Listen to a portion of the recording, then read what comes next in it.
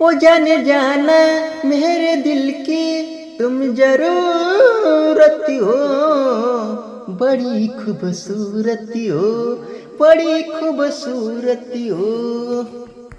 बीतल जाता शुभ समय के तुम मुहूर्त हो, बड़ी खूबसूरत हो, बड़ी खूबसूरत हो।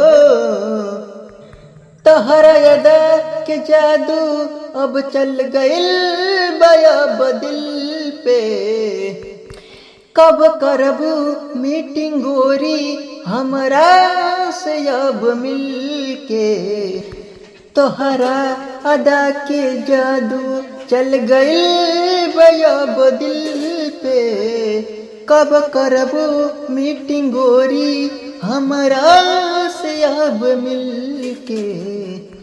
ऐसे ना सतावा गोरी अब बहिया में आवा, काहे हंस के दूर हट के दिल तूरत हो, बड़ी खूबसूरत हो, बड़ी खूबसूरत हो।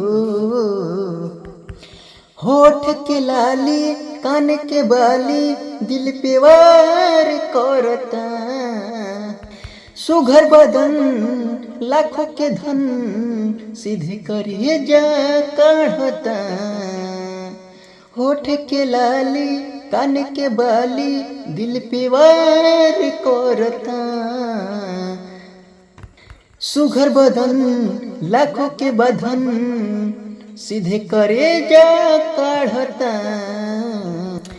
काहे राइटर टिंकू अभिषेक बाड़ू लाखों में गोरी नंबर 1 एक, खिसिया के हमारा पे आँख घूरत हो, बड़ी खूबसूरत हो, बड़ी खूबसूरत हो।